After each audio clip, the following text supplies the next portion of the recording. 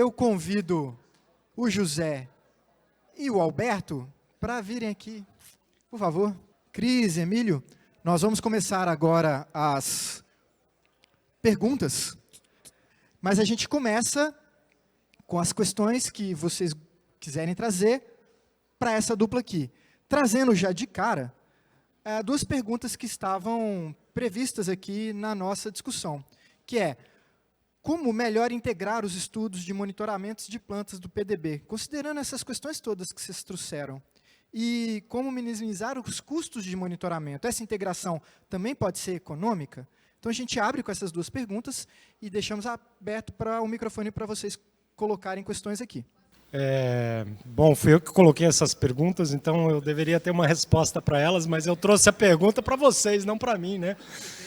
Então, assim, eu não tenho uma resposta para a pergunta de como a gente pode melhorar a integração, mas eu acho que uma das coisas que a gente precisa discutir é, por exemplo, eu acho que todos os trabalhos de monitoramento de plantas, né, de longo prazo no PDB-FF, precisam de dados de solo, né? A gente precisa monitorar, por exemplo, o solo no longo prazo, e isso afeta todos os programas de monitoramento de plantas no PDB, seja de ervas, seja de árvores, seja de lianas, seja o experimento do AFEX que tem feito isso. Então, eu acho que tem dados climáticos, né? A gente não tem no PDB, no momento, um monitoramento do clima.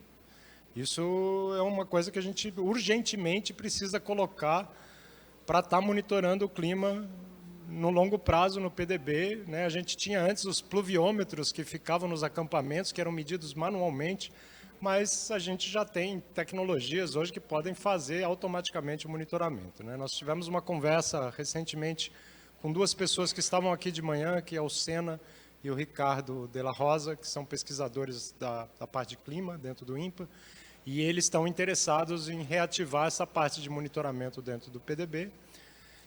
A gente sabe que, por exemplo, tem muitos dados do CIPAM, né, do radar que está em Manaus, que tem informação dos últimos 20 ou 30 anos e chega lá até a área do PDB. Então, nós precisamos resgatar esses dados também, e acho que essa dupla vai conseguir trazer. Acho que na quinta-feira à tarde a gente vai conversar. Eu acho que a integração dos diferentes projetos, ela perpassa por esses dados que são coletivos a todos e que precisam ser coletados coletivamente entre todos. Acho que esse é um passo. A outra coisa, um pouco ligada à minha palestra, né, essa coisa da identificação das plantas e da definição das espécies na escala local. Nós precisamos de ferramentas para que qualquer pessoa que queira trabalhar com biodiversidade de plantas dentro do PDB possa facilmente reconhecer as espécies que estão lá dentro. Então, nós precisamos criar essa ferramenta não só para árvores, não só para lianas, precisamos criar uma ferramentas que sejam úteis para todo mundo que precisa identificar a planta. Então, acho que essa parte da identificação é uma outra parte que agrega. E eu acho que a parte da filogenia que eu trouxe, né, da informação genética e molecular, principalmente pensando na árvore da vida, da gente conseguir colocar a biodiversidade na árvore da vida, isso é muito fundamental, até porque, para a biologia comparada, isso é fundamental para a gente fazer qualquer estudo, né? E se a gente tem essa base genética da diversidade do PDB, isso vai abrir um monte de janelas de novas oportunidades para a gente olhar os dados do PDB, trazendo o contexto evolutivo para ele, que é fundamental. Afinal, evolução é aquilo que produziu tudo isso. E hoje nós temos ferramentas, né, super robustas para fazer isso já com bastante propriedade. Óbvio que não é barato, né? E aí precisa de uma estratégia de captação de recursos para isso, grande.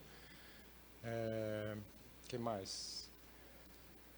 E acho que a outra forma de integração entre os projetos que a gente precisa fazer é aumentar a frequência com que a gente tem seminários e discussões e mesas redondas, né? Porque deveríamos ter pelo menos uma vez por ano, ou uma vez a cada 2 anos, uma conversa entre quem trabalha com as plantas, não só no PDB, mas em Manaus, tem o pessoal trabalhando na DUC, tem o pessoal trabalhando, né, aqui na mesma biodiversidade da região. A gente precisa estar conversando mais. E isso vai gerar as interações que a gente quer. Eu acho que essa conversa passa não só pelas relações individuais das pessoas, mas passa por uma provocação do programa PDBFF da gente estar fazendo isso acontecendo de uma forma... né, essa revisão científica que a gente está fazendo aqui, a gente deveria estar fazendo ela permanentemente, né, com muito mais frequência. Eu acho que isso é um outro passo importante para a gente integrar. Zé, quer complementar? Eu queria complementar só na questão de, às vezes, escala mesmo, né? Eu acho que as apresentações de hoje à tarde mostram que tem desde detalhes assim de resolver melhor a questão de identificação genética das plantas. Eu gostei muito que o Beto falou que às vezes não precisa nem ter nome, né? Porque aí seria uma outra escala de tempo aí para você chegar a ter nome de tudo que é morfotipo, tudo que ainda uma espécie que na verdade não é uma só e tudo mais. Mas e essa escala e também que o Chris Dick trabalha, né? Eu, por exemplo, e o Emílio também, nós trabalhamos depois dessa história toda. A gente trabalha com espécies reconhecidamente já resolvidas. Por exemplo, todo esse trabalho de demografia que o Emílio apresenta aqui é com a Heliconia acuminata, né? Que é uma espécie que eu entendo que não tem um problema de identificação. A maioria das pessoas que trabalham com ela aprendem a reconhecê-la facilmente no campo. E no meu caso, integração, por exemplo, que vocês estão falando, eu trabalho, por exemplo, quando eu vou apresentar amanhã, mas adiantando um pouco, quando você faz um guia de reconhecimento de frutos, sementes e plântulas, um dos primeiros critérios que a gente escolhe espécies para trabalhar são espécies reconhecidas pelo grupo que está fazendo esse trabalho de reconhecimento. Porque nós não vamos entrar nessa celeuma toda, nós não vamos entrar, porque sei que tem outros grupos fazendo. Então, a gente quer pegar espécies que estão identificadas e, a partir daí, fazer todo um trabalho de conhecimento autoecológico, né, dessa planta. Por exemplo, se tem toda essa dificuldade de reconhecer indivíduos, árvores, né, adultos, imagina plântulas, elas mudam muito. Então, assim, tem ferramentas que o Beto mostra aqui que poderiam ser úteis para, aliás, tem trabalho, a Carla Lang trabalhou com plântulas, não com indivíduos adultos, também com indivíduos adultos, e aí você tem todas essas ferramentas que ajudariam todo esse processo. Mas, ao mesmo tempo, você conhecer a biologia dessas espécies, então, tem que ser exaustivo, porque a gente está falando de uma biodiversidade imensa e que tem muito trabalho. Para você terminar uma página de um guia desse que a gente faz, é 2 anos e meio de trabalho. Para uma espécie, a média, né? A média. Quer dizer, tem página que demorou 4 anos para completar. E por quê? Porque a gente tem que esperar frutificar, tem que esperar germinar, tem que esperar. Tem espécies que demora 1 ano ou 2 para germinar. E tem espécies que demora 3 a 7 anos para produzir flor e fruto. Então, assim, através de monitoramento e todo esse trabalho de identificação, é possível fazer isso, aos poucos. Por exemplo, a gente tem 350 espécies na lista para virar página de guia. É um trabalho, e por que a gente não consegue progredir mais rápido? Porque não tem pessoal, porque não tem recursos, são sempre limitados, tem toda a dificuldade de coletar todos os dados que a gente precisa. Então, a integração vem daí, sabe? Como o Beto falou, quanto mais oportunidades tem das pessoas conversarem e avaliar esses trabalhos todos, vão surgindo caminhos de integração. E um trabalho acaba dependendo do outro, isso é bem legal. Então, e meio que delimita, né? Por exemplo, a gente não quer trabalhar com identificação ao nível molecular. A gente quer isso, vocês resolvam aí, a gente trabalha depois tentando achar frutos e sementes para ver o que é a plântula, né? E é sempre uma surpresa, que a gente não conhece. Mas isso eu falo mais ou menos. Pessoal, a gente gostaria de escutar como vocês visualizam essa integração, mas o Emílio a palavra. Pronto, na verdade, 2 comentários rápidos. O primeiro é que uma das maneiras de sermos mais eficientes, de pensar sobre o nosso desenho amostral, mais do que eu acho que pensamos. Muitos dos livros, ou guias de como fazer análises demográficas começam com o primeiro capítulo dizendo, já que você tem seus dados, vamos analisar. São poucos os trabalhos que avaliam qual é o desenho amostral que você precisa, o esforço que você precisa para ter uma ideia dos seus dados. Eu tive um aluno que fez uma análise uns anos depois que eu tinha coletado, e ele viu que provavelmente coletei 50% a mais em termos de número de plantas para ter uma boa ideia da taxa de crescimento das populações, para ter confiança nas estimativas. Então, avaliar de uma maneira dinâmica nosso esforço amostral. E a outra coisa é pensar um pouco sobre, pelo menos para estudos ecológicos, se podemos utilizar informação de espécies representativas para preencher aqueles buracos que temos, ou ecológicos, demográficos, nas outras espécies, e entender um pouco mais isso. Pessoas estão tentando fazer isso, mas temos feito isso bem menos, justamente na nossa região, onde tem aquela diversidade imensa de espécies. A palavra está para vocês. Quem gostaria de fazer uma pergunta, um comentário, uma sugestão? Enir? Eu peço que você levante para o pessoal te filmar com mais facilidade. Então, é sobre os dados de monitoramento. Dentro do ICMBio, a gente tem o programa Monitora, né?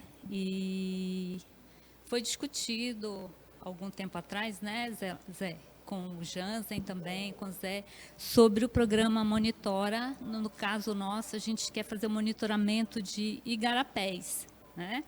E aí eu queria saber, a gente quer colocar isso dentro do programa de monitoramento do PDB-FF. E a minha pergunta é se já existe um banco de dados ali dos que foram realizados pelos alunos, né, de mestrado, doutorado, ali de igarapés, de espécies que já foram identificadas ali. Se é de interesse do PDB-FF em formar um banco de dados e um estudo a longo prazo na área de igarapés. Você quer falar? Obrigado, Enir. Eu acho que a pessoa mais própria indicada para responder isso é o Jansen, né? Que conduz o projeto Igarapés há algo mais de uma década aí. Então,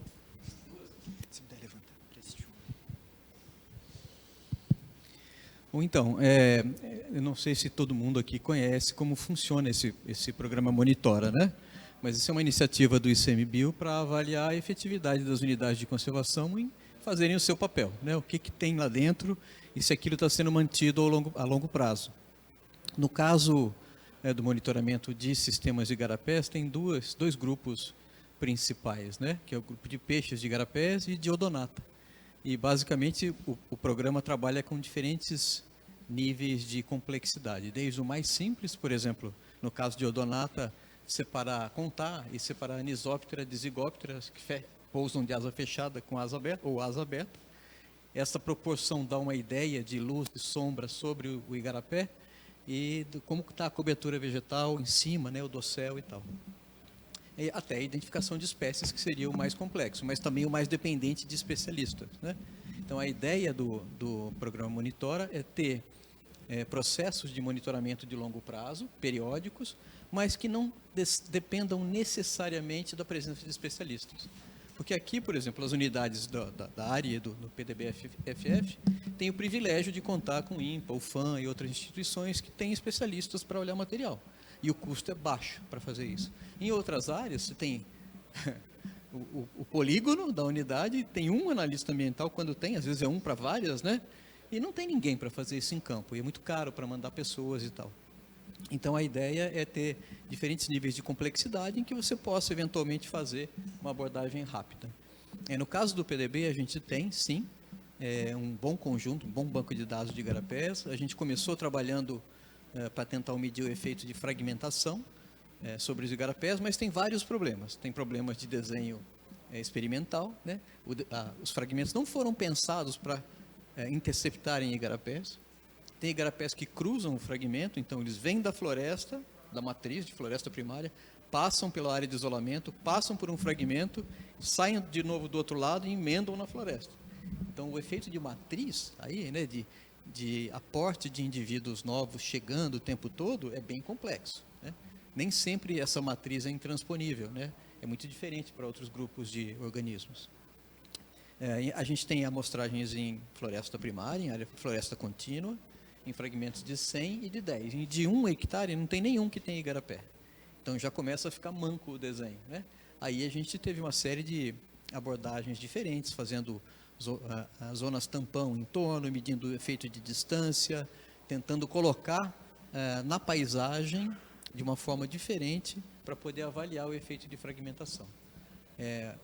Os igarapés foram um dos poucos ambientes que entraram fortemente naquele processo de reisolamento, né, nos estudos ligados ao processo de reisolamento dos fragmentos.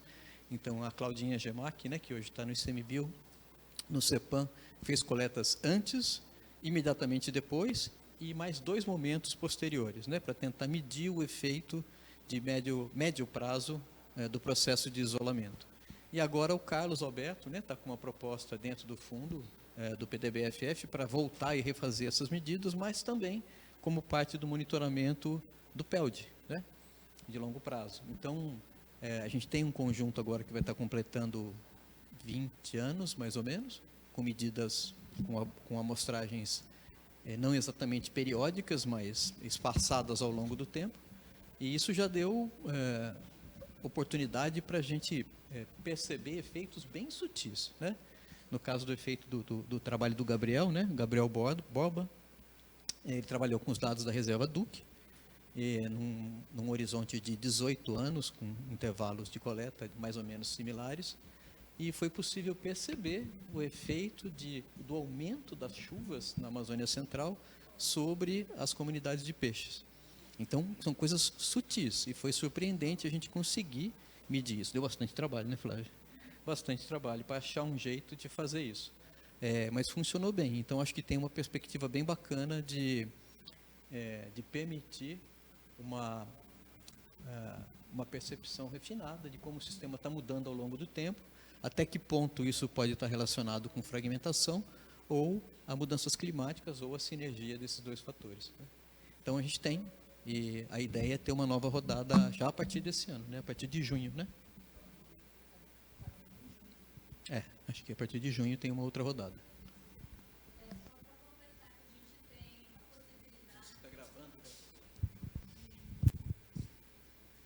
Só para completar, que a gente tem a possibilidade de conseguir bolsa, mas é de graduação. Tá? O edital está aberto até dia 24 desse mês. Aí, se a gente correr, a gente consegue ainda uma bolsa de graduação para algum aluno interessado. Tá bom? Obrigada.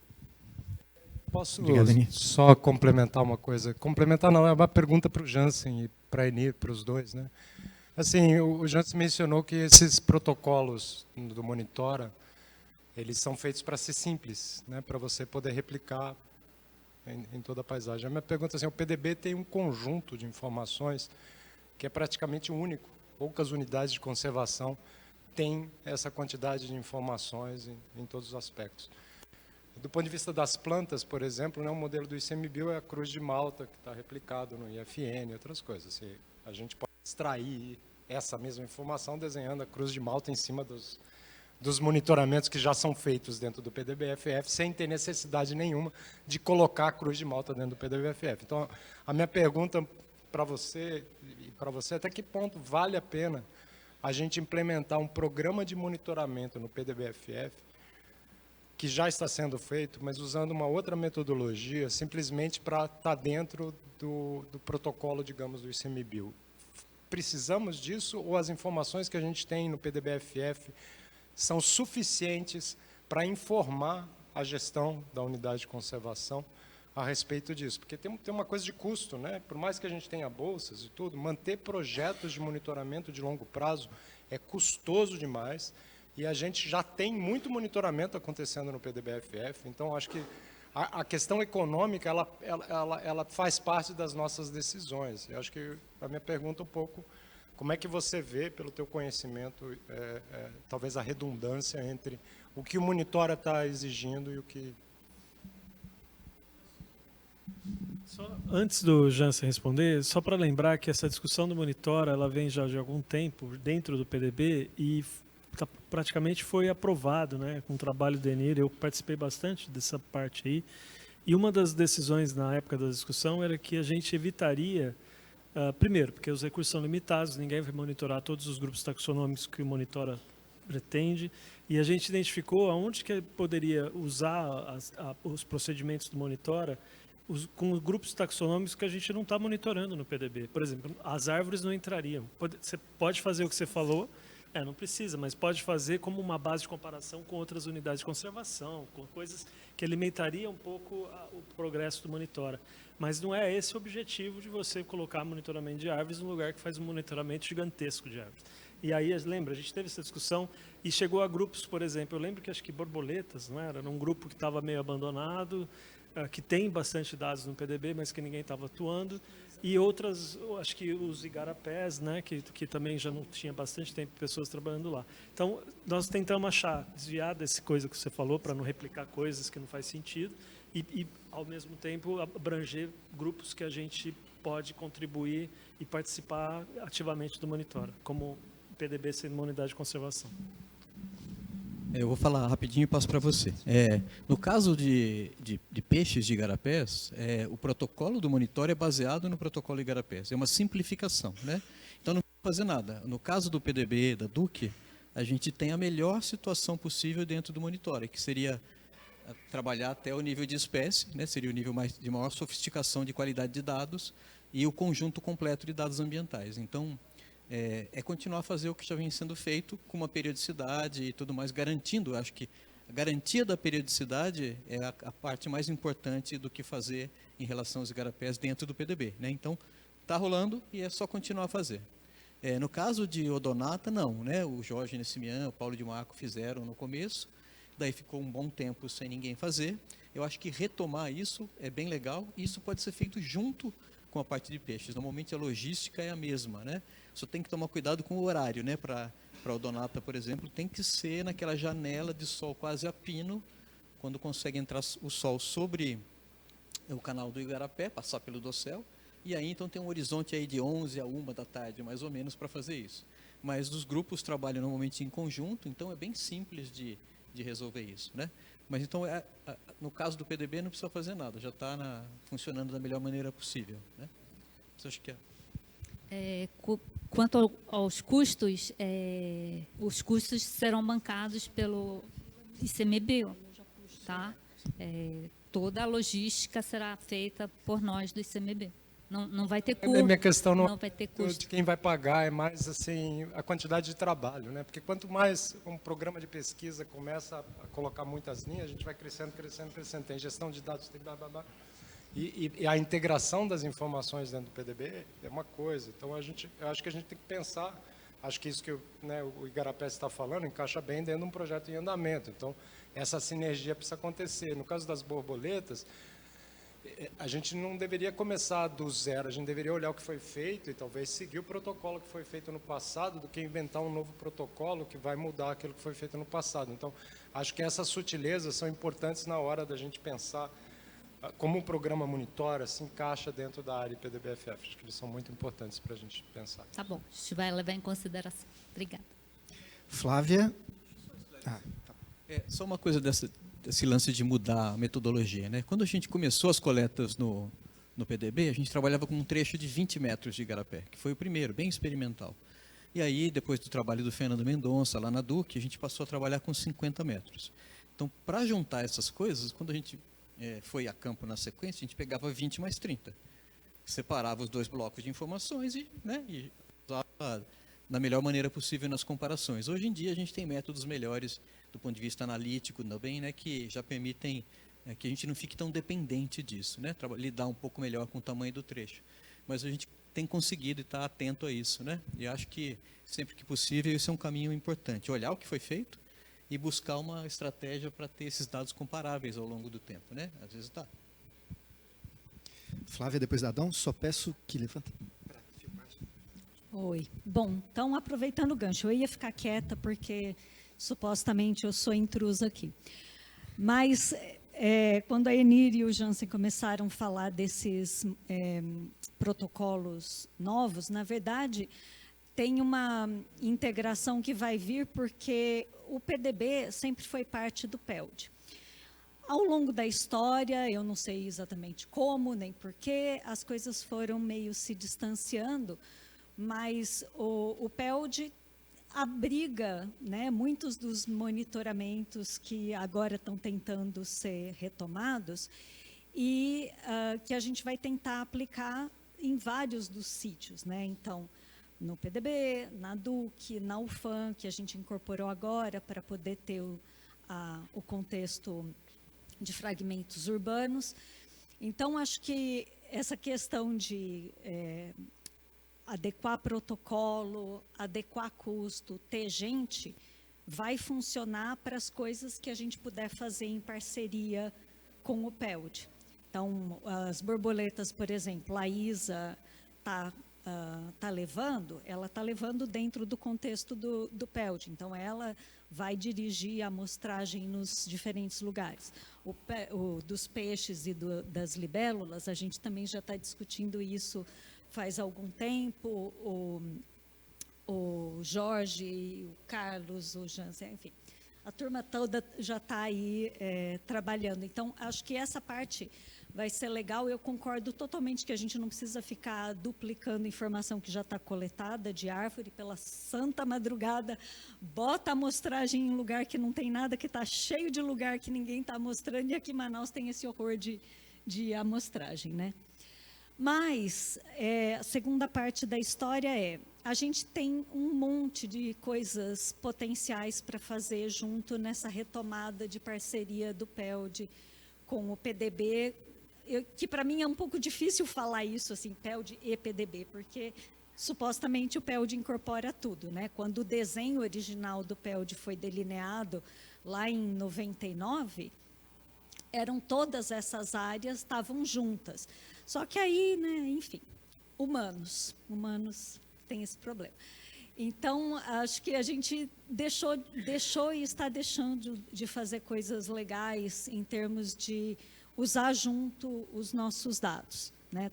As pessoas estão se esforçando para ter financiamento, porque é a parte mais limitante, né, em diferentes lugares, mas o fato de que os nossos financiamentos são separados não significa que os nossos dados e os nossos estudos precisam ser separados.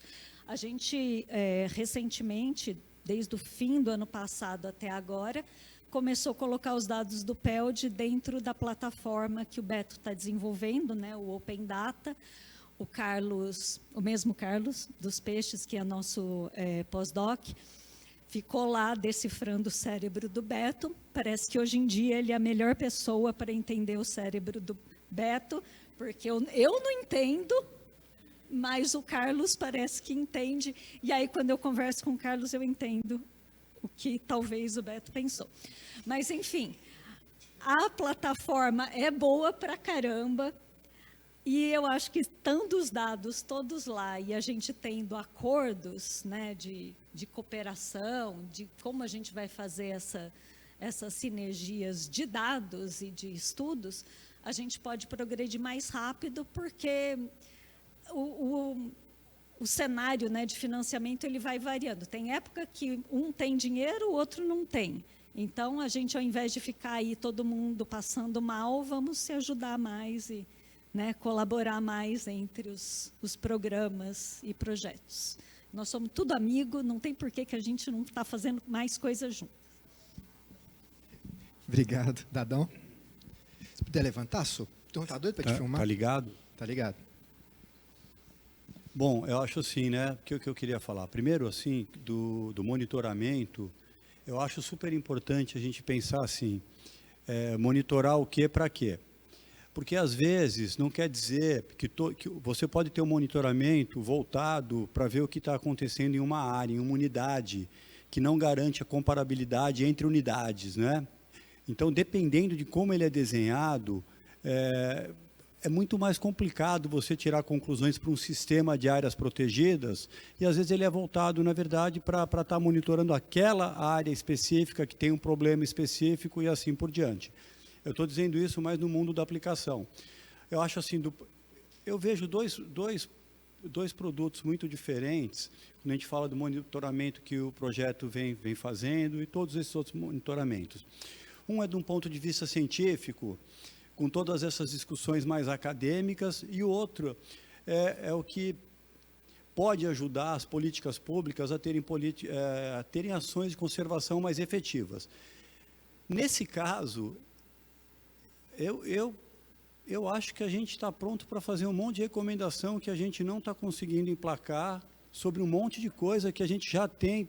É claro que a gente tem insegurança, a gente sempre vai ter insegurança daqui a 200 anos, mas eu acho que a gente já tem um monte de coisa para estar tentando, de uma forma mais incisiva, tentar colocar para dentro das políticas públicas de conservação. Por exemplo, eu gostei muito quando o Emílio falou dos aspectos demográficos, né, que, na verdade, é isso que a gente tem que saber para falar de exploração de madeira. É isso que a Rosinha fez, por exemplo, na tese de doutorado dela, e ela conseguiu modelar 7 espécies por causa dos dados do fitodemográfico, mas não conseguiu ter os dados das plântulas, dos jovens. Então, ela teve que fazer 7 hectares de plântulas e jovens na madeireira 1000, para poder tentar fazer essa demografia. Dentro disso, para mim, se você perguntasse assim, a gente está falando, né, do valor inestimável do programa de monitoramento de árvores, do fitodemográfico do projeto, imagine se a gente estivesse monitorando plântulas há 40 anos também, né? Para onde é que a gente estaria? Não 70 hectares, claro, mas a gente já tem uma ideia bem melhor para esses modelos que o Emílio mostrou para a gente agora há pouco. E finalmente, assim, pensando nessa coisa de demografia e juntando um pouco, cadê a Rita já foi? Porque a gente de manhã, né, a gente teve um pouco daquela discussão do enriquecimento, o Zé trazendo um pouco dos guias, dos trabalhos de germinação, e me ocorreu uma coisa assim, né? É muito difícil a gente entender a demografia das árvores, dos gigantes da floresta, porque a gente não sabe nem tempo de geração da maior parte das espécies, a gente coloca centenas de espécies no mesmo saco, sem entender direito a demografia de uma, de outro, quando se reproduz, com que idade, qual o tempo de geração, blá, blá, blá, blá, blá, blá. A gente não sabe quando elas morrem bem, mas a gente sabe melhor quando elas nascem, na minha opinião. Então, essa estratégia que eu acho de estar olhando as plantas e estar desenvolvendo toda essa tecnologia de produção de mudas, pensando nessas áreas que estão assim, que podem receber isso, eu acho um caminho enorme para ser percorrido aqui para a gente. Comentar uma coisa em cima do que o Dadão falou, que eu acho que eu tenho pensado assim, a gente tem um esforço amostral de árvores grandes, ou às vezes de uma árvore de 1 centímetro, que às vezes de 1 centímetro tem 50 anos, né? Não é uma plântula, ela é simplesmente uma árvore pequena, que em alguma oportunidade cresce. E, por exemplo, lá na parcela de 25 hectares, nós temos 150 mil árvores que a gente monitora. Aí eu tenho pensado muito, assim, isso é um esforço hercúleo de financeiro, de recursos humanos, né, que você precisa estar sempre treinando, você não tem uma equipe fixa que faz isso, né, você tem que trazer gente para fazer isso a cada censo. Até que ponto faz sentido a gente estar monitorando toda a floresta de fato? Ou se a gente devia estrategicamente pensar em espécies indicadoras, ou pegar algumas linhagens para monitorar elas com mais detalhe, por exemplo, demográfico, que nem se está falando. Fazer uma pré-seleção de coisas com diferentes traits, com diferentes demografias, com os aspectos que a gente já conhece, fazer um filtro para as coisas que a gente pode implementar um monitoramento que aumente a qualidade do monitoramento, aumente a escala demográfica do monitoramento que a gente está fazendo, mas a gente tem target species que vão, sei lá, refletir um pouco do que está acontecendo na floresta como proxy. Eu acho que isso é uma coisa para a gente pensar também, até porque, né, tem um negócio de dinheiro envolvido nesses monitoramentos todos. A gente pode sempre estar aumentando um layer de monitoramento ao mais, mas acho que uma coisa que a gente tem que pensar, até que ponto a gente já não está fazendo um monitoramento que é muito maior do que a gente precisaria estar fazendo, até porque, né, muitos aspectos que a gente quer olhar com esse monitoramento, que são valiosos hoje, tem a ver com demografia. Tem a ver com um negócio de estar olhando no chão, né? Porque hoje, para medir carbono, é mais fácil eu vir pelo espaço. Com um drone ou com satélite, a Maju pode falar um pouco disso, mas tem ferramentas hoje para fazer determinados monitoramentos de biomassa, de carbono, dessa dinâmica, que não prescindem necessariamente daquele dado de campo ali.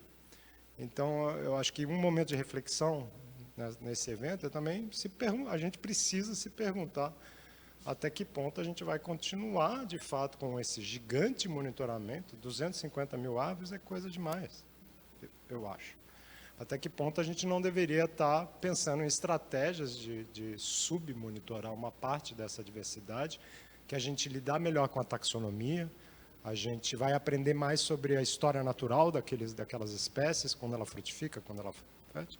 A gente vai gerar um conhecimento talvez grande sobre, né, coisas de interesse, por exemplo, para colocar na restauração. Tem muita espécie que é extremamente rara na paisagem lá, né? Vamos continuar monitorando.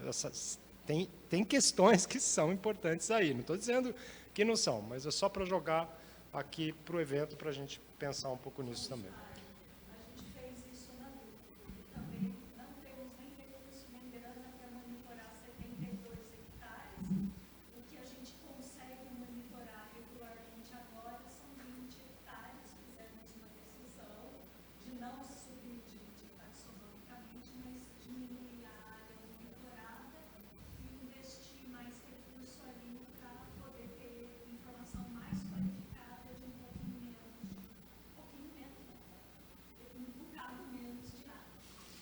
Sim. Vamos supor, uma estratégia. Vocês reduziram para 20, no caso do PDBFF, a cada 5 anos. Você pode fazer 70, 72, talvez de 10 em 10, de 15 em 15. Então, mas você tem o de menos. Você tem o de menos e você tem um... Porque... Eu acho assim, né, com o aprendizado que a gente tem, por que a gente não consegue mexer nesses intervalos? Porque, em geral, você começa o monitoramento com um tempo mais curto. À medida que você vai entendendo o sistema, você consegue, às vezes, mexer um pouco nesses intervalos para baixar esse custo operacional do monitoramento. Eu não estou dizendo o quanto que isso é possível ou não, mas, às vezes, a gente busca isso, né? Deixa eu acrescentar um...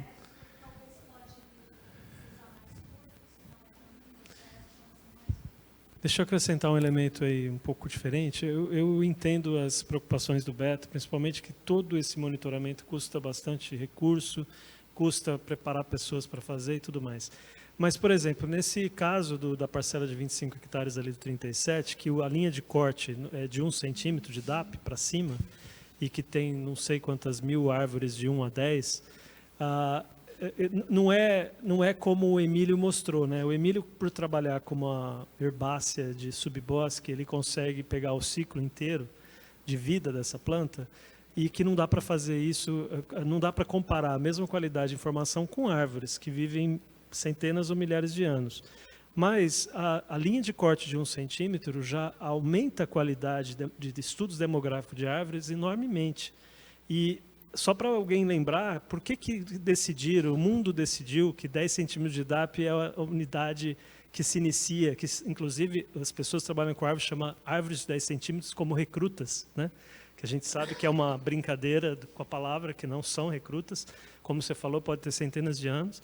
Mas por que não fazer menor que 10 centímetros? Ficou quase universal isso. E aí tem algumas iniciativas como aqui, né? Tem também na Duque, que uma parte das parcelas lá são de 1 centímetro para cima, não são? Um dos motivos é porque se você acompanha árvores de 1 a 10 centímetros por um bom tempo, monitorando elas, mais da metade, ou muito mais que isso, vai morrer antes de chegar a 10 centímetros de DAP. Então, o custo de você fazer levantamentos de 1 para cima é tão alto e você tem... Tudo bem, tem resultados pequenos, porque não dá para acompanhar por muito tempo aquelas árvores que elas vão morrer. Então, você vai lá, marca, identifica, volta no próximo censo, mais de 50% daquelas fichas marcadas já não existem mais. Então, assim, 10 centímetros para cima, a taxa de mortalidade é bastante reduzida, independente quase das espécies. Então, claro, decidiram, vamos gastar energia e tempo e dinheiro em 10 centímetros para cima. Mas eu acho tão importante essa história de 1 centímetro para cima para alguns lugares, para uma amostra de tudo que a gente faz, porque aumenta a qualidade para estudos demográficos enormemente. Tá? Nós temos a inscrição do Heraldo e tínhamos do Emílio. Eu peço para a gente passar para o Emílio, por favor, e depois vamos no Heraldo. Tudo bem? Não, na verdade, eu só coloquei um comentário aí parecia que eu e Beto estava, enquanto ele estava falando, eu estava digitando. Mas eu ia só dizer, Zé, que não tudo precisa ser em forma de levantamento, dá para complementar hoje em dia algumas taxas fitais com o experimento, ou até agora que o poder computacional está melhor, simplesmente a força bruta através de todos os possíveis valores, porque demografia não é a intenção de fazer uma réplica idêntica de que está acontecendo, de fazer uma pergunta e ver como mudaria a demografia caso fizesse alguma mudança. Então, até 1 centímetro de dado é ótimo se você pode complementar o resto de outra maneira. E eu vou ficar aqui só no chat para não ter que ir e voltar e aí eu deixo para o pessoal que está aí conversar. Eu vejo assim, tendo vivido aqui um bom tempo, né, que esse monitoramento não pode parar. Não sei, essa é a minha visão, é um dado único, né, com um nível de detalhe assim impressionante, né? Até para quem fez coleta de invertebrado, como eu fiz, eu sei o piquete onde eu coletei, eu posso voltar lá.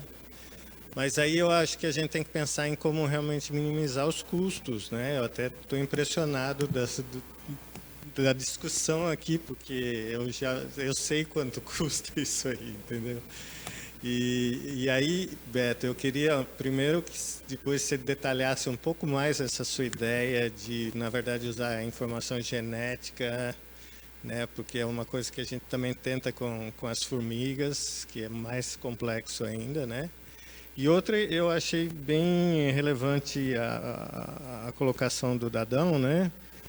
Para onde que o projeto quer ir, né? Se ficar na linha mestre dele, que seria uma linha mestre acadêmica. Muito embora eu vejo que, ao mesmo tempo, por exemplo, na palestra do Chris Dick, era toda uma coisa acadêmica, né? Chris Dick, coisa top de linha. Mas ele teve uma mensagem de conservação muito, muito importante, 1 milímetro por ano é nada, né?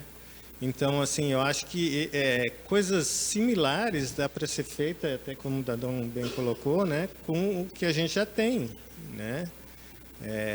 Não sei quanto que as lecidáceas são importantes na parte de manejo, aí, né? Exploração madeireira, mas tem outros grupos que poderiam ser colocados e aí talvez de vez em quando o enfoque ser voltado para elas, né?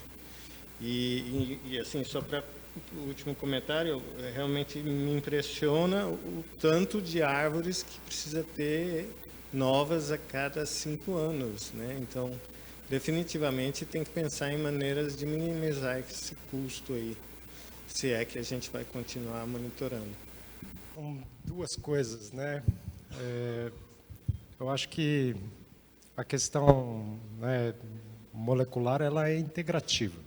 É integrativa porque a árvore da vida é uma que está aí, né? Obviamente que, tecnicamente falando, é complicado a gente não tem... Para bichos é muito mais estruturado, até porque no universo dos bichos a mitocôndria chegou mais rápida do que nas plantas, a gente teve muito mais problemas, né? Mas hoje o sequenciamento é genômico. Hoje a gente está fazendo uma parceria lá com o ITV, por exemplo, o sequenciamento de um indivíduo custa o genoma completo do cloroplasto de um indivíduo, com $50 e uma estrutura, você paga os custos. Mas ainda é mais caro do que coletar no campo. Mas assim, a minha sugestão, quando eu coloco a questão genética, eu acho assim, a gente tem um problema local, que nós precisamos ter um bom modelo para definir as espécies na nossa escala, né? E isso é resolvido pela parte molecular para criar esse bom modelo. A gente consegue, não é que tudo que a gente fez seja jogado fora, não. Ela é a base para a gente refinar isso com dados moleculares e chegar a um modelo robusto do que são as linhagens que coexistem no PDB. Vai ter um pouco de hibridização entre umas coisas, que nem o Cris mostrou, mas no grosso a gente vai ter, uma definição robusta de quem são as linhagens que ocorrem no caso. 2, ter colocado isso numa plataforma filogenética em que outras pessoas podem colocar suas coisas de outros lugares e a gente tem a base comparativa usando a árvore da vida para fazer a base comparativa. Isso não é uma iniciativa individual do PDB, isso precisa ser uma construção mais ampla, né? Primeiro porque a gente precisa, né, as plantas têm os seus barcodes definidos, mas eles não são suficientes para separar 60% das espécies, né? Na Guiana saiu em 2009 um estudo que testou vários códigos de barra para a planta, aí, né, de marcadores moleculares, testaram até 8, e 70%, 30% das espécies e 30% dos gêneros não eram monofiléticos nesses marcadores, então não serve para a gente. Mas hoje, com essas técnicas genômicas, eu acho que a gente tem possibilidade de ir mais a fundo nisso.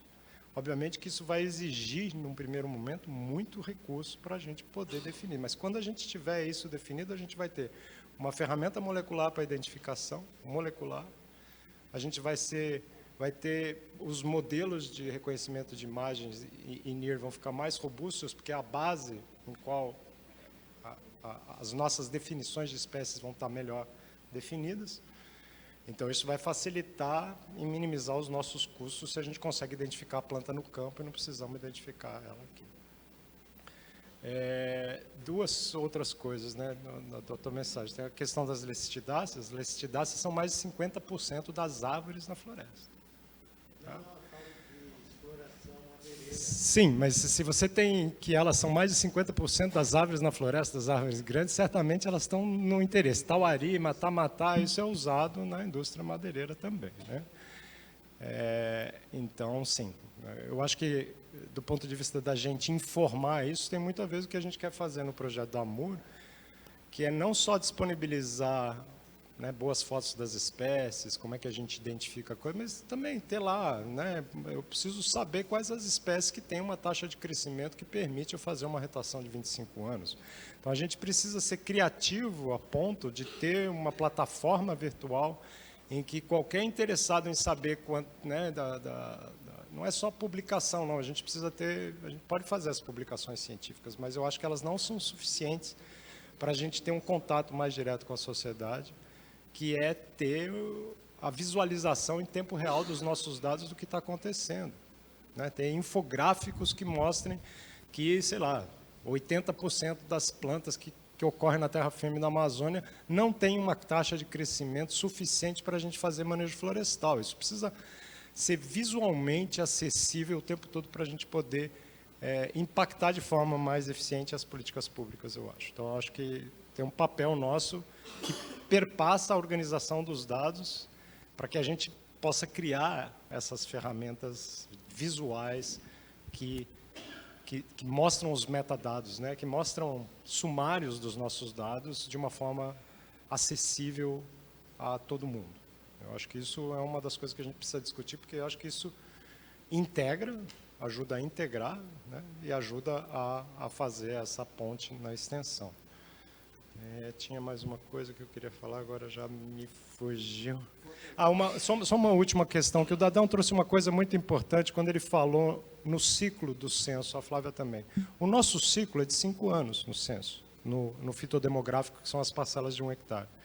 Na parcela de 25 hectares, isso a gente não conseguiu fazer em 5, porque demorou 5 para fazer. Aí até processar mais 5, nem terminou de processar. Então, são 10 anos de intervalo. E depois teve a pandemia, não, mas o primeiro censo demorou bastante também. E aí, eu acho que assim, a gente, num projeto LBA, uns anos atrás, a gente implementou uns dendrômetros em algumas árvores para monitorar um subset de árvores a partir de dendrômetros que estão medindo o crescimento o tempo todo lá, né? A gente pode usar a data logger para isso. Uma coisa importante hoje, a gente tem muita dificuldade em relacionar os dados da dinâmica da floresta no PDB com dados climáticos, com os eventos extremos, porque os nossos dados não são anuais. Então, eu acho que uma da coisa que a gente tem que pensar aqui, qual que é o subset de informação que a gente vai conseguir medir anualmente ou mensalmente, porque a mudança climática exige uma taxa de medição que não pode ser a cada 5 anos. Se for a cada 5 anos, a cada 10 anos, a gente está perdendo o detalhe fino para relacionar de vez aquela dinâmica com o que está acontecendo no clima lá fora.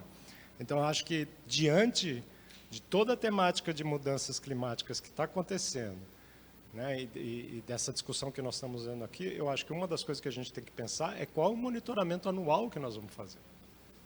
Porque o monitoramento a cada 5 anos, a gente não consegue relacionar a mortalidade nas áreas do PDB necessariamente com o evento do El Niño, ou as enchentes no 41, daqueles lagos que se formam com o evento Laninha. A gente até sabe o que aconteceu, mas a mortalidade associada àquilo, até com a alagação, é mais simples, porque são lugares que ficam alagados, a gente consegue medir isso mais facilmente.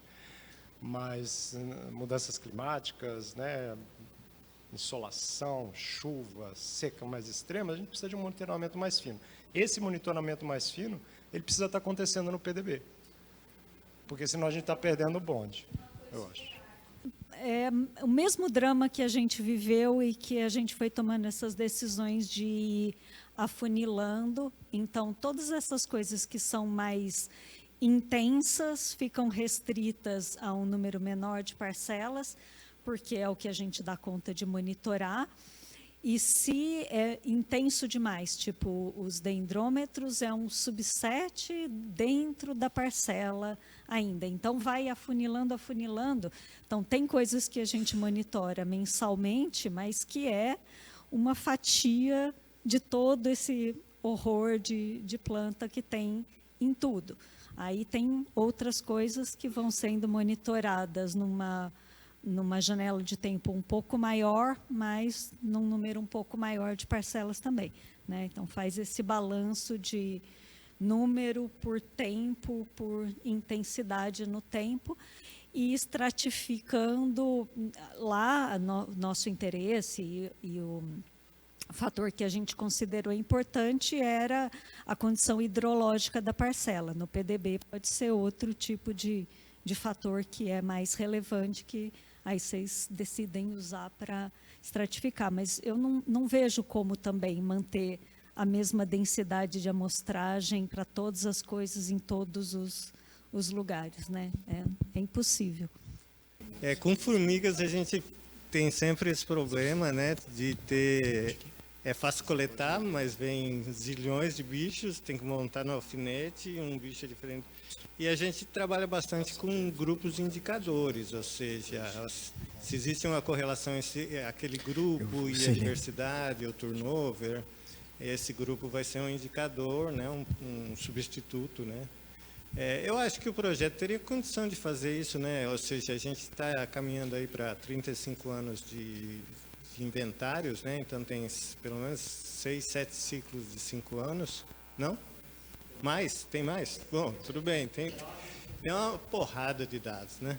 E eu acho que dá para tirar informações desse tipo, de se existe algum grupo de plantas que poderiam funcionar como substitutos e que idealmente fossem de identificação taxonômica, talvez mais simples, aí o problema está resolvido, né? Não sei, uma sugestão, eu prefiro essa sugestão do que você reduzir número de parcelas sendo reinventariadas ou aumentar a frequência, que nem você falou, eu anotei até aqui, porque realmente, dentro da palestra do Emílio, chance de avaliar a mudança climática aqui é porque está combinada com fragmentação, mas se realmente a gente não tiver dados anuais, fica muito complicado, né? Não dá para fazer tolerância termal de plantas como a gente faz com bichos, com ectotérmicos, então, sei lá, fica a ideia.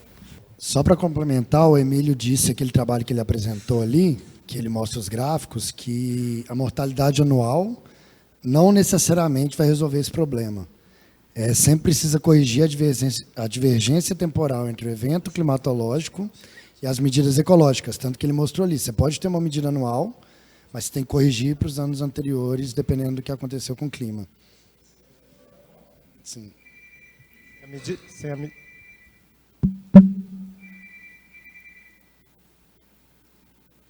Eu fiquei perdido aqui com o telefone. E ele falou que o primeiro autor reclamou que não medimos na seca e na chuva também.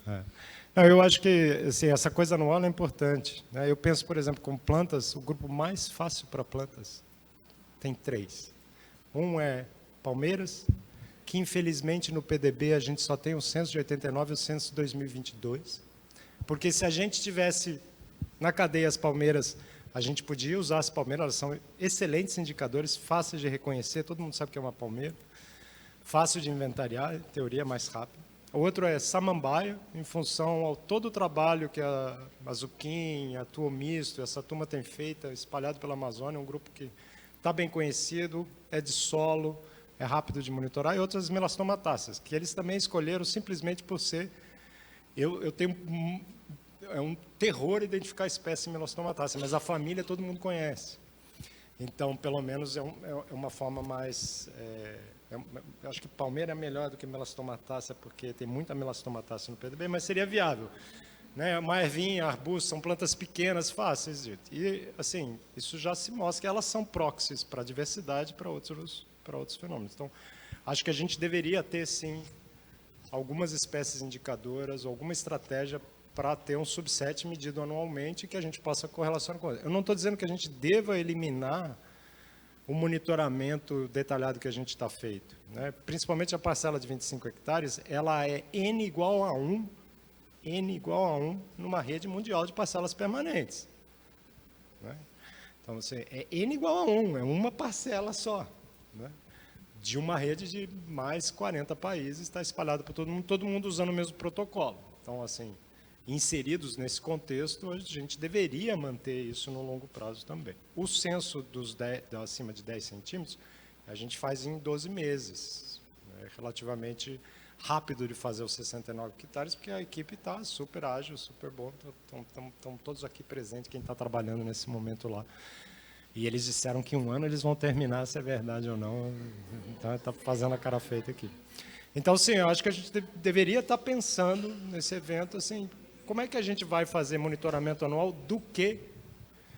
Porque, assim, um dos encaminhamentos que a gente pode tirar aqui, até do ponto de vista de captação de recursos, a gente precisa desenhar isso, né? Porque se a gente coloca isso como uma linha estratégica dentro do PDB, isso significa que a Alfa, da ABC, todo mundo, nós vamos estar buscando recursos para fazer isso acontecer, independente de quem vai estar tocando isso, que é um programa de longo prazo do projeto. Zé Luiz, só para estar no radar, temos 2 inscritos e o nosso tempo está indo, hein? Eu vou só completar aqui. Na verdade, sempre depende da pergunta que o pesquisador ou o grupo está querendo fazer. Porque existem técnicas bastante conhecidas para fazer correlações entre mudanças ou oscilações climáticas de longo prazo em séries históricas climáticas com séries históricas que vêm dos monitoramentos. Então, tem alguns exemplos na literatura produzida pelo PDB ultimamente que tem associação de crescimento com árvore com oscilações climáticas no Atlântico Norte, sabe, uma coisa assim? E aí isso é possível. E os dados climáticos mundiais, eles estão acessíveis em várias plataformas. O que não tem, às vezes, é o que a gente está fazendo aqui na ponta. A gente não tem essas informações tão detalhadas anuais. O Emílio mostrou bem, no exemplo do trabalho dele, que a resposta de plântulas do subbosque ali, perdidinha, que o pessoal pisa em cima, ela vem às vezes 36 meses depois do evento. Então, independente, os monitoramentos necessariamente para árvores, que é mais a minha praia, não necessariamente tem que ser anuais. Claro, seria o ideal, maravilhoso. Mas dá... Isso foi mensal. Não foi mensal. Ele vinha cada ano fazer o levantamento dele. É anual dele. Mas ele conseguiu descobrir com esforço anual que não precisaria necessariamente estar associado com o que aconteceu nos meses antecedentes àquele levantamento. As coisas demoram, às vezes, tem um delay. E, quer dizer, tem que estudar para saber qual é o delay. Mas eu quero dizer assim que tanto um lado quanto o outro, com as séries históricas, dá para cruzar, através de análises, às vezes, sofisticadas, responder as perguntas que você está direcionando para esse banco de dados, entendeu? Então, depende muito da pergunta também. Beleza. O Beto, pensando na questão ali, pensando como taxonomista, né, a tua questão da genética tal, tentando resolver os problemas taxonômicos, ou pelo menos ajudar, né, os problemas taxonômicos que vocês estão encontrando, estão enxergando ali, eu concordo que vai resolver a maior parte das coisas mais fáceis de serem resolvidas geneticamente, mesmo com genômica. Mas eu penso que também associado a isso, vocês vão esbarrar em alguns problemas, mesmo com genômica, né? O Cris acabou de mostrar aí, né, os problemas de híbridos e tal, que isso daí vai dar uma... Mas são menos casos do que o geral da base que você consegue montar de informação.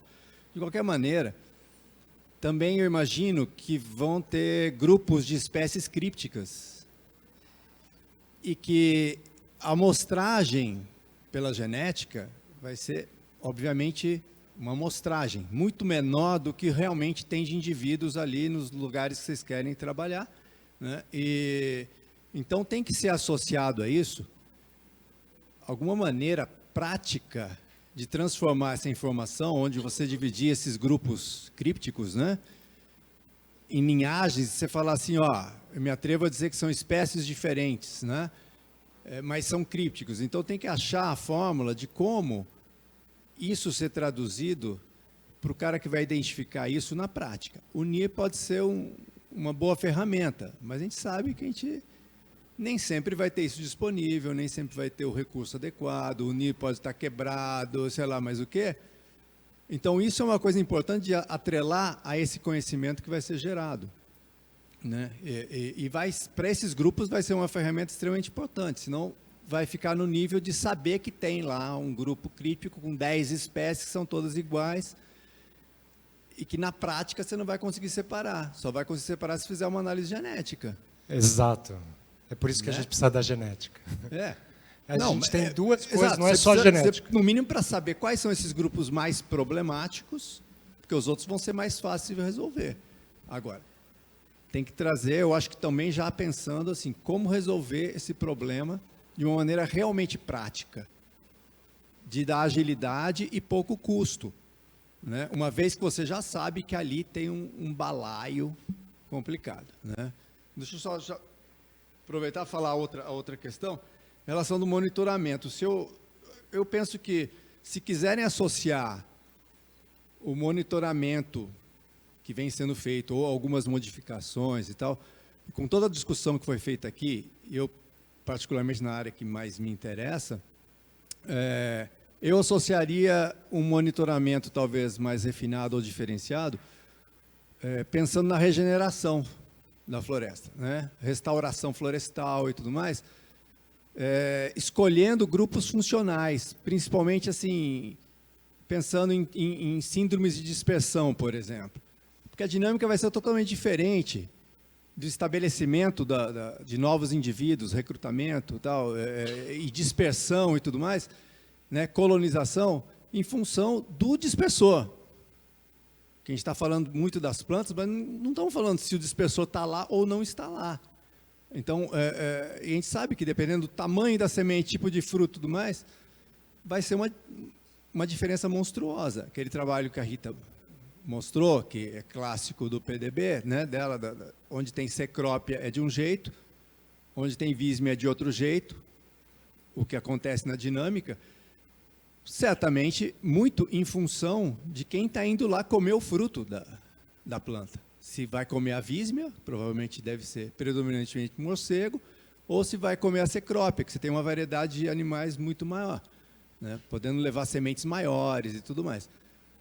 Então, eu acho que pegar grupos funcionais em função do tipo de dispersão, escolhendo alguns exemplos de espécies conhecidas e tal para monitorar, talvez seja bem relevante pensando na parte de restauração. Tá? É isso. Rita, já? Pode ser? E aí? Posso? Depois da fala. Não, só para agregar algumas coisas, que monitoramento anual nas capoeiras, né? E eu acho que algumas coisas importantes só para agregar. Primeiro, a qualidade do dado climático que nós estamos coletando é muito ruim. A gente, nós tentamos trabalhar com pelo menos 3 bases de dados diferentes, obtidos de diferentes fontes, e dão um resultado muito diferente umas das outras. Então, essa questão de pluviosidade, como é que o solo está retendo água, todas essas coisas, tem efeito local muito forte. Então, nós precisamos melhorar nossas medidas climáticas, né? A outra coisa diferentes grupos de plantas estão respondendo de forma diferente nesses eventos. Então, como a gente monitora anualmente, a gente está vendo, né, que tem algumas espécies, elas param de crescer, o crescimento vira zero. E outras, elas morrem, né? E a outra coisa os estudos que foram feitos em outras partes da Amazônia, mostrando a forte resposta das grandes árvores a eventos extremos. Então, talvez mais ainda importante para a gente preocupar são os grandes. Eu entendo a questão do pequeno, subbosque, mas na verdade, nós deveríamos ter condições de fazer uma decisão estratificada que melhor representasse a floresta que nós temos. E aí, nesse caso, eu acho que a informação que a gente já tem da composição, das frequências, das dominâncias, já poderiam nos ajudar nessa escolha. E eu acho assim, sendo muito pragmática, tá? Quem já se debruçou sobre o projeto Pioneira sabe que ele é um projeto pequeno.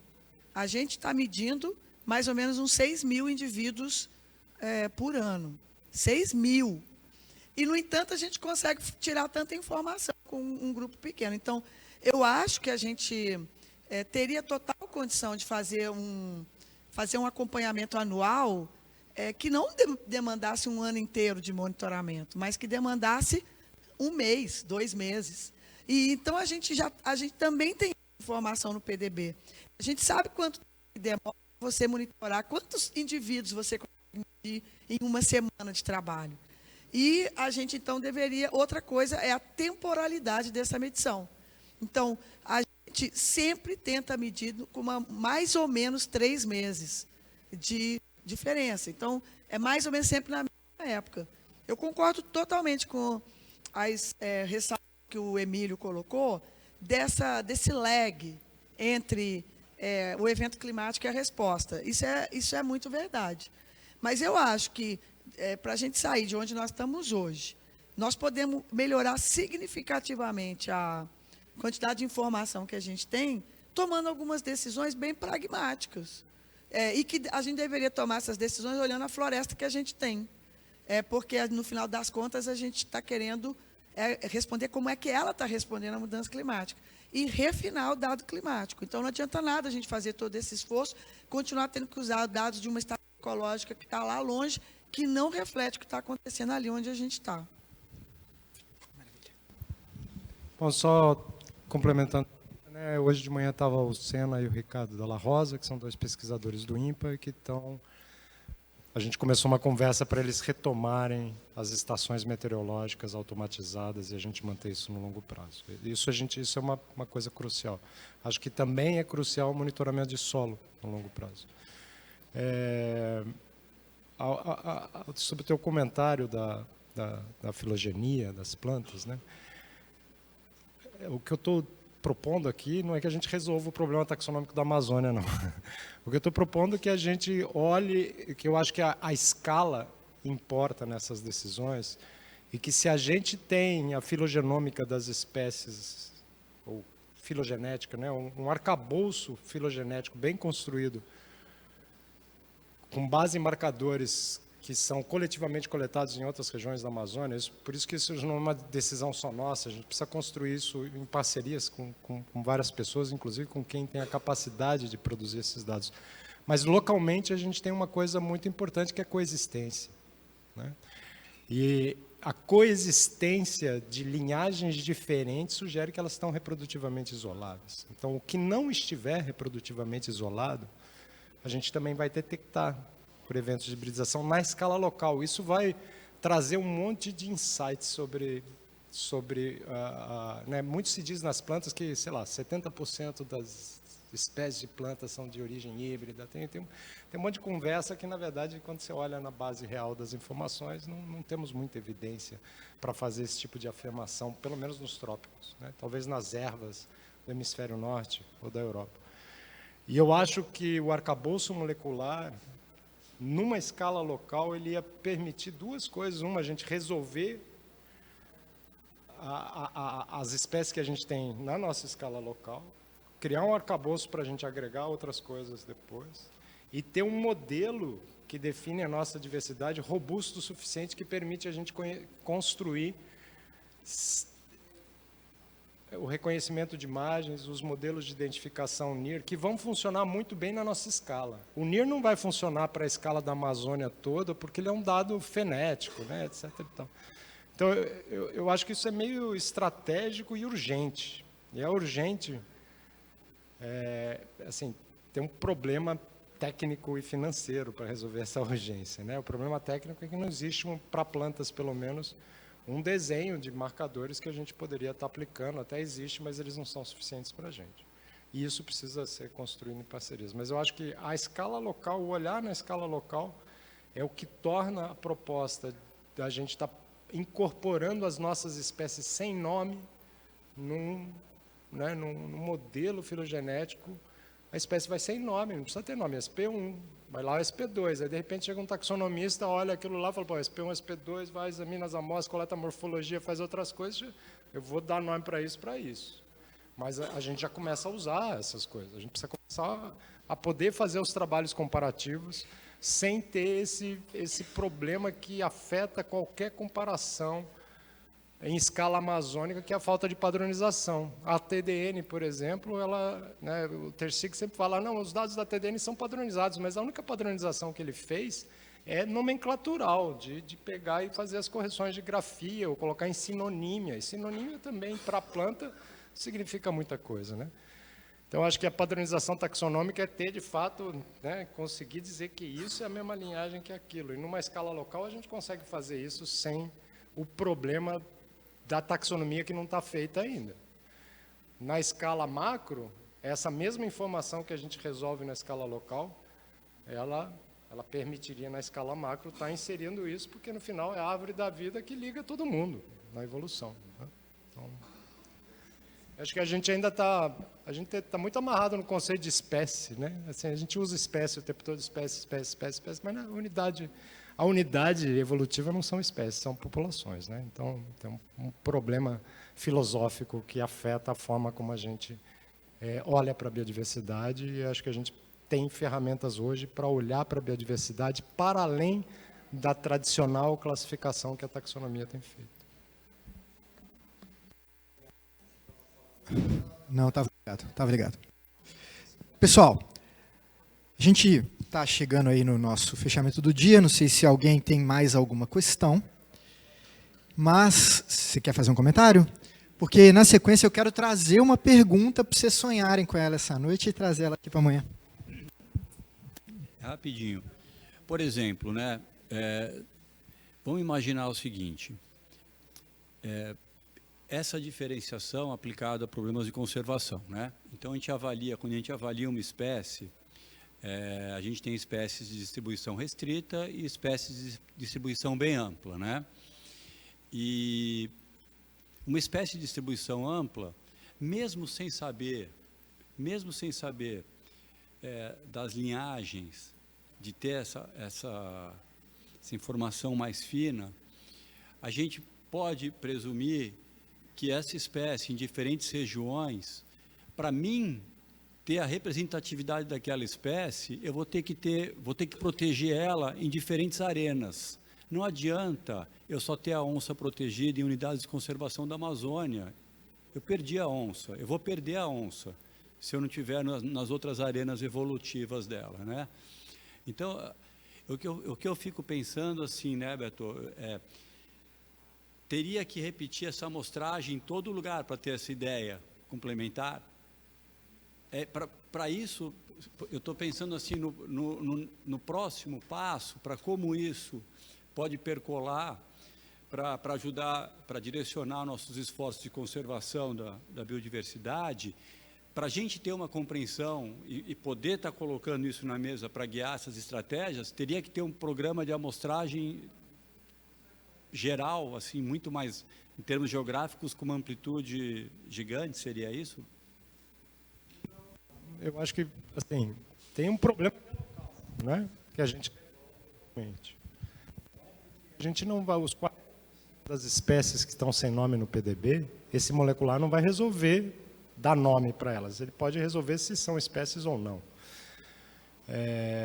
Eu acho que a comparação na escala da Amazônia exige um framework filogenético coletivo, porque se a gente não estiver usando as mesmas marcadores, pelo menos, né, a gente vai ter sempre super trees, uma feita com marcador para lecistidácea, outra para sapotácea. Até daria para fazer isso, porque você pode ter um marcador para lecistidácea, né, tem o barcode escalonado que fala, né, eu tenho um marcador que me permite chegar em família, um outro marcador que me permite chegar em entrar dentro de família.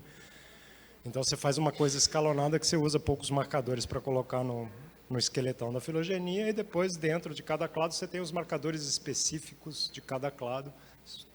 Mas isso não está construído ainda, né? Isso precisa ser construído pelo coletivo da taxonomia e da botânica, e com, né, uma visão de política pública, porque não é uma coisa que você resolve sozinho, e muito menos só no Brasil, né? O buraco do conhecimento botânico na Amazônia, ele exige a gente caminhar para esse caminho. Ele exige porque, no ritmo que a gente vai, por mais que a gente treine 200 taxonomistas para colocar no herbário, não vai ser suficiente. Hoje em dia, as informações que entram para a gente definir espécies não é só o que está em coleção biológica, não.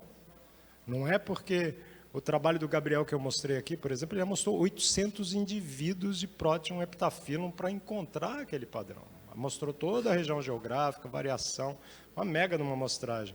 Daquele material que ele mostrou, uns 10% foi para uma coleção biológica. O resto está em GenBank, né? O GenBank é uma forma, mas também está lá. Não é que é um framework filogenético, é só um GenBank. E assim, temos duas formas de abordar isso. A gente esperar ou promover essa discussão para a definição desse framework. Isso está acontecendo, tem gente discutindo. Tem alguns marcadores que foram sugeridos para as plantas.